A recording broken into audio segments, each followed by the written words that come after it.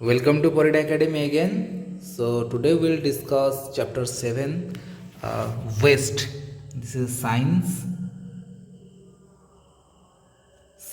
and this is for standard 6. So this is the last chapter that we'll discuss today. सो जो लोग आप लोगों में से कोई चैप्टर कंप्लीट नहीं किया है, तो ये सारा का सारा साइंस का जो चैप्टर है मैंने वो यूट्यूब पर डाल दिया हूँ मेरे चैनल पर। आप लोग जाकर प्लेलिस्ट पे चेक कर सकते हो ऑल साइंस सब्जेक्ट। अदरवाइज़ आप लोग यहाँ पर भी ढूंढ सकते हो, क्योंकि सारे में थंबनेल सेट है, कौन सा चैप्टर क्या है थंबनेल सेट है। आप लोग वहाँ से देखकर लिख सकते हो अपना कॉपी में। और ये वाला जो लास्ट चैप्टर है इसको आप लोग कॉपी में भी कर लेना है। ओके, चलते हैं क्वेश्चन आंसर में।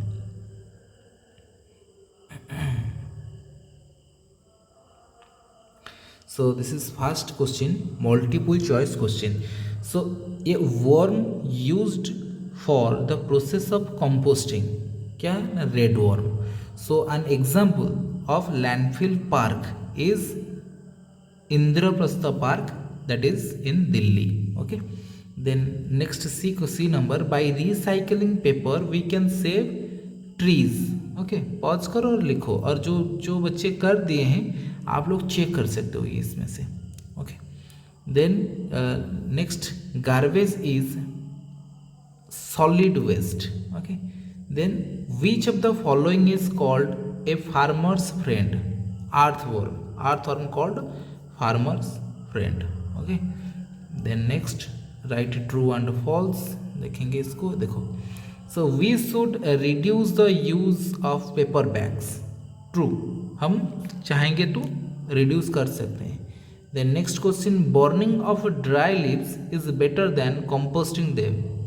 बर्निंग ऑफ ड्राई लिव्स पूरा गलत है, क्योंकि कंपोस्टिंग अच्छा है। बर्निंग ये क्या करेगा, कार्बन डाइऑक्साइड ज़्यादा फैलाएगा एनवायरनमेंट में। Question number C, non biodegradable wastage cause soil pollutions. Non biodegradable wastage cause soil pollution, true है। जो वेस्ट मिलता नहीं है मिट्टी में से, मतलब कि कंपोस्ट नहीं होता है, वो सॉइल पोल्यूशन करवाता है। So plastic has become an integral part of our lifes, true. Recycling of paper helps us to reduce deforestation, true. Okay, then next question, give one word. इसको कर देना, एग्जाम भी आगे आ रहा है आपका, एनुअल एग्जाम, ये सब क्वेश्चन आंसर उसमें आ जाएगा, तो आप लोग थोड़ा चेक कर लीजिएगा और पढ़ लीजिएगा इसको। So using old things to make new things, क्या, recycle. Composting done using red worms, vermicomposting. Then low lying areas in which wastage are dumped, क्या बोलेंगे, landfill. A pit in which composting is done is compost pit. Okay, then जाएंगे, ये सब question को मैंने copy में लिख दिया हूँ, आप लोग यहीं पर से इसको पॉज करके लिख लेना है। ओके, अच्छा, then next question, very short answer type question. So what are wastage like a metal, glass और ए सोप कॉल्ड, क्या कर बोलेंगे इसको ना, wastage like a metal, glass और soap called non biodegradable wastage, non biodegradable wastage. The next question, which color dustbin is used to collect biodegradable waste? So green color dustbin is used to collect biodegradable wastes. Okay, then so which type of worms are used in vermi composting? ये इसको अभी अभी जाना हम, red worms. Okay, red worm are used in vermi composting. Then name the park situated in Delhi which is built over a landfill. The Indraprastha Park situated in Delhi which is built over a landfill. Okay, then next question, short answer type question, देखो, define composting, conversion of a solid biodegradable waste into manure in a compost pit are called composting. Okay, then next, B number, why is an earthworm called a farmer's friend? Earthworm called a farmer's friend because they move in the soil helping to loosen it and increasing soil fertility by addition of their wastage or faces to the soil. Okay, ये क्या करता है ना, fertility बढ़ा देता है earthworm. So next question, see what is vermi composting? The process of preparing compost with the help of red worms are called vermi composting. Okay, then question number D, what do the 3 R's stands for? 3 R's क्या होता है? 3 R's 3 R stands for reduce, reuse and recycle.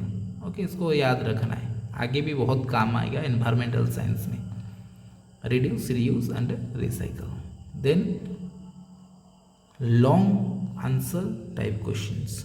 Distinguish between biodegradable and non biodegradable wastage. Okay, इसके बारे में हम देखेंगे, biodegradable और non degradable. So biodegradable wastage and non-biodegradable wastage. So waste that can be broken down by microorganisms are called biodegradable waste. जो सबको microorganism इसको क्या कर देंगे, पूरा मिला लेंगे मिट्टी में से, उसको biodegradable बोलेंगे. Non-biodegradable waste that cannot be broken down by microorganisms are called non-biodegradable wastes. So second point, examples देखेंगे, waste paper, fruit peels etcetera. Then examples इसका देखेंगे, सोप्स, मेटल्स, ग्लास एक्सेट्रा इसका. So next question, what is landfill? State its advantages. Landfill क्या है? A low lying open area where solid wastage are dumped are called landfill. Okay, advantages क्या है इसका? Once the landfill is completely filled with garbage, it is covered with soil and left as such for 15 to 20 years so that the waste get totally decomposed. Many times parks are developed over a landfill. Example देखेंगे तो the Indraprastha Park in Delhi.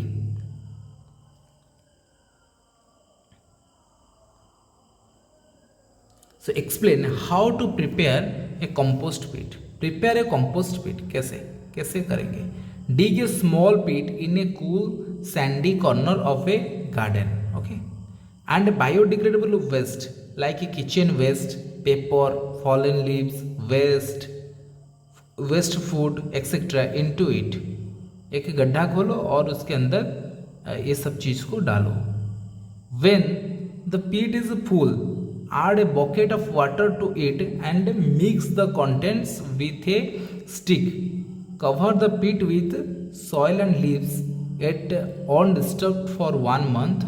Observe it after 1 month it will turn into loose soil like material. This compost which we can use in our garden as a natural fertilizers.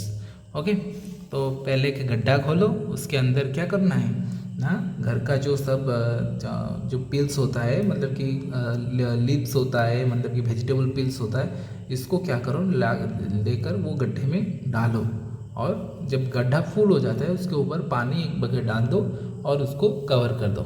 मिट्टी में मिट्टी और पत्ते पत्ते डालकर, stock फाक भी तुम डाल सकते हो, जो राइस स्टाक होता है उसको भी डाल सकते हो. डालकर कुछ दिन के लिए, 1 मंथ के लिए छोड़ दो. उसके बाद देखो वो कंपोस्ट में परिवर्तन हो गया होगा और वो कंपोस्ट को आप लोग लेकर अपने गार्डन में लगा सकते हो. मतलब कि जो पेड़ पौधा तुमने अपने गार्डन में लगाए होंगे उसके चारों तरफ तुम दे सकते हो और ये एक फर्टिलाइजर की तरह काम करेगा. Okay, natural fertiliser. Then D, list the harmful effect of plastics. So harmful effects क्या क्या होता है, इफेक्ट्स ऑफ प्लास्टिक. ओके, देखेंगे इसको.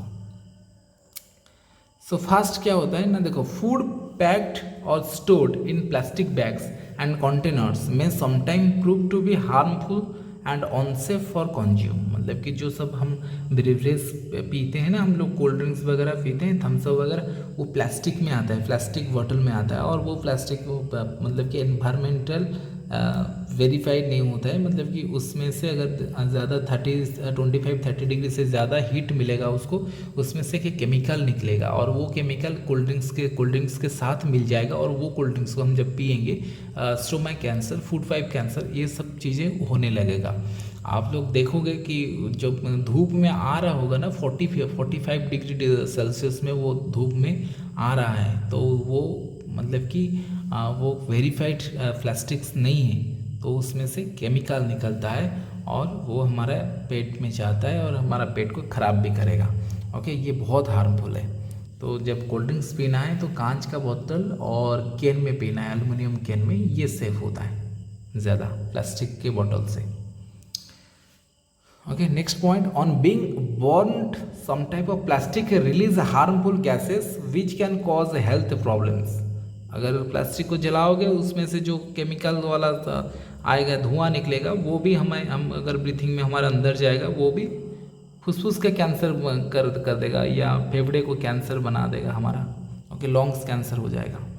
So most plastics are non-biodegradable, hence their disposal is major environmental issues. अगर ज़्यादा प्लास्टिक्स यूज़ करेंगे, क्योंकि most of plastics are non biodegradable, ये मतलब कि एनवायरमेंटल में मिल नहीं सकता ज़्यादातर प्लास्टिक। आप लोग देखे होंगे चारों तरफ प्लास्टिक, मतलब कि सालों सालों तक वहीं पर पड़ा है, मतलब ख़राब नहीं होता है। तो ये प्रॉब्लम होता है अगर ऐसा रहा तो, मतलब कि वो जो पशु पक्षी हैं इसको खाएंगे या फिर वो सॉइल का फर्टिलिटी ख़राब कर देगा, जो ज़मीन में पेड़ पौधा ठीक से नहीं उगेगा। ओके, बहुत सारा प्रॉब्लम एनवायरमेंटल इशू आएगा। ओके, तो देखो next point, food thrown in plastic bags on road side proves harmful to animals that eat the bag along with the food in them. Animals may even die if the plastic bag are salvaged. मतलब कि अगर मैं बोला अभी, अगर आप लोग क्या करोगे, खाना वाना को, जो बचा हुआ खाना बना हो या छिलका विलका हो वेजिटेबल्स का, उसको बांध कर, अगर पॉलीथीन में बांध कर अगर रास्ते के साइड किनारे डाल दोगे, वहाँ पे क्या करेंगे ना, जो सब गाय होते हैं, क्या जो पशुएं होते हैं, वो क्या करेंगे, जो डॉग्स होते हैं, वो स्ट्रीट डॉग्स होते हैं, वो क्या करेंगे ना, उनको तो खुशबू आएगा ना खाने का, वो जाकर वो जरी को वो चबाने लगेंगे और चबा कर उसको निगल लेंगे, तो उनका पेट का बीमारी स्टार्ट हो जाएगा, क्योंकि पॉलीथीन उनके पेट में चला गया। नहीं, तो ऐसा मत करना नहीं। Okay, then plastic bags enter drains and sewage system causing them choke resulting overflowing of water on the roads. Plastic bag जाकर क्या करेगा ना, जो ड्रेन का जो ये सिस्टम होता है उसको जाम कर देता है, तो ड्रेन में पानी ठीक तरह से रिलीज़ नहीं होगा। रिलीज़ ना होने से क्या होगा, चोक करेगा, पानी ओवरफ्लो होगा, रोड में आ जाएगा। नहीं, बारिश के मौसम में ऐसा ही तो होता है, अगर पानी ठीक से खुला हुआ, नल खुला हुआ होता तो पानी आराम से चला जाता। नहीं, सो देखो next, how can we minimise the use of plastic, कैसे हम मिनिमाइज करेंगे प्लास्टिक का तो हार्मफुल चीज़ें हमने अभी पढ़ लिया, तो इसको देखेंगे हम इसको कंट्रोल कैसे करेंगे। So when we go for shopping carry our own cloth bag and say no to plastic. So अपना खुद का बैग घर से लेके जाना है, और जब मार्केट में खरीदारी करने के लिए जाएंगे, या वेजिटेबल हो या जो भी कुछ हो। Okay, so do not accept stuff in plastic bags given to you by shopkeepers and tell him and other people the ill effects of plastic so that they also stop using them. So खुद use नहीं करना है, और घर के आसपास जो लोग होते हैं उनको भी बताना है ये प्लास्टिक का हार्मफुल इफेक्ट्स यही होता है। अगर हम लोग प्लास्टिक यूज़ करेंगे तो ये प्रॉब्लम हमें फेस करना पड़ेगा। तब जब ये लोग ऐसे जानेंगे तो वो लोग भी थोड़ा प्लास्टिक का यूज़ कम कर देंगे। Okay, the next, reuse plastic items like bottles and boxes.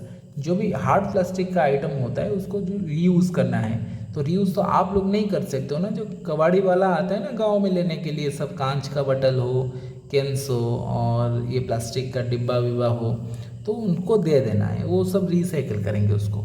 Okay, then next, do not store eatable in plastic bags. So जो खाने का चीज़ है इसको पॉलीथीन बैग्स में नहीं रखना है, वो ख़राब हो जाता है। उसमें मैं बोला ना कुछ देर पहले, जो बेवरेज आता है, जो कोल्ड ड्रिंक्स आता है, उसमें भी वही जो प्लास्टिक का जो बॉटल है उसमें केमिकल रिलीज होता है, वैसे ही पॉलीथीन में भी केमिकल, थोड़ा सा हीट होगा ना उसमें से पॉलीथीन में से वो केमिकल निकलेगा और वो केमिकल खाने के चीज़ में मिलेगा और हम लोग उसको खाएंगे तो हमारा पेट खराब होगा। ओके, तो इसके लिए थोड़ा आप लोग भी अभी से ध्यान दो।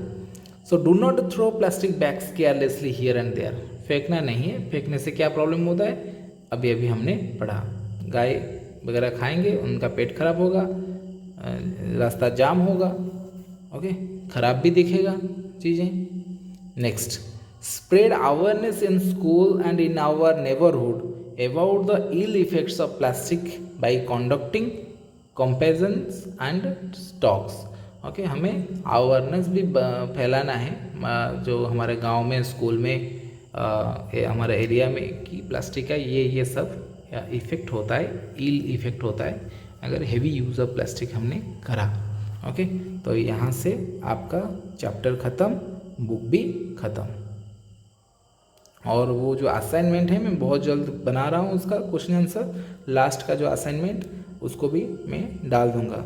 और आप लोगों का क्वेश्चन जो एनुअल एग्ज़ाम आ रहा है इन्हीं में से क्वेश्चन बहुत सारे आया है और वो असाइनमेंट से भी आएगा सम क्वेश्चन। ओके, सो आशा करता हूँ आपको मेरा सेशन अच्छा लगा होगा, वीडियोस भी आपको हेल्प करा होगा और आप लोग वैसे ही कमेंट करते रहिए और सब्सक्राइबर थोड़ा बढ़ा दीजिए बस। ओके, चलिए।